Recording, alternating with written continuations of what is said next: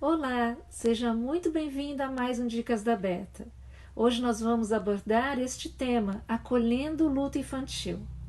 Eu confesso para vocês que não foi um tema nada fácil para mim, mas daí eu fiquei pensando, eu acho que é por causa dessa nossa natureza de cuidar das crianças, de proteger as crianças.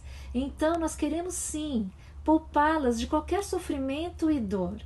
Por isso, para fazer esse Dicas de hoje, eu fui buscar especialistas em luto infantil.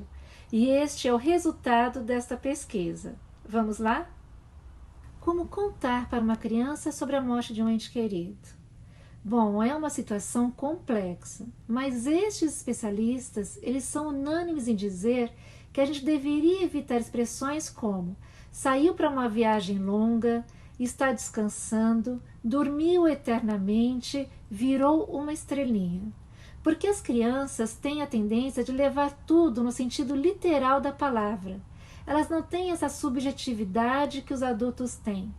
E nisso elas vão criando a expectativa do reencontro físico com esse ente querido que partiu. E quando isso não acontece, elas vão ficando mais tristes, mais ansiosas e pior, com aquele sentimento de abandono. Por isso, a primeira dica desses psicólogos é: vamos reconhecer a realidade da morte.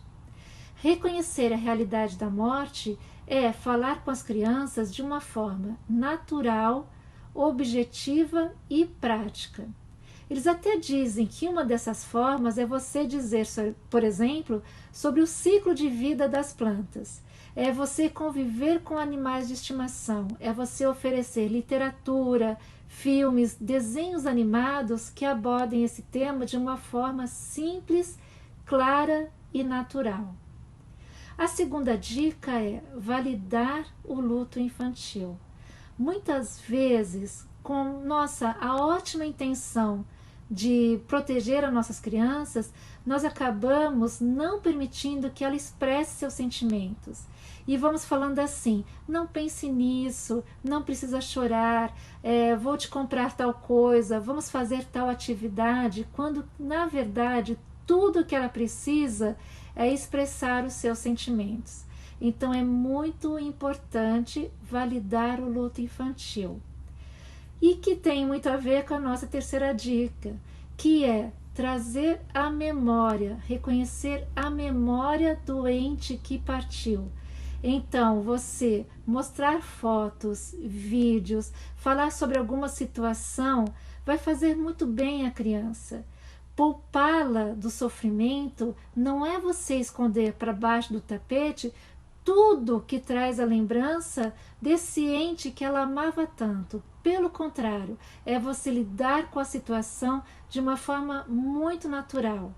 É vivendo esse passado que essa criança vai construir um futuro mais viável, muito mais saudável. E daí vamos à nossa quarta dica, que é sempre o cuidado, o acolhimento, né? Tá aí o projeto Acolher Perdas e Luto. É a gente estar sempre atento aos sinais que as crianças oferecem. Porque nós adultos nos expressamos com palavras. Para nós temos até uma certa facilidade. Mas as crianças são muito comportamentais. Então é normal no luto elas ficarem mais caladas, chorarem escondidas, começarem a ir mal na escola, né? E até ficarem mais agressivas e mais briguentas. Por isso é importante estar atento, dar esse suporte emocional. E se esses sintomas forem muito severos, buscar uma ajuda profissional.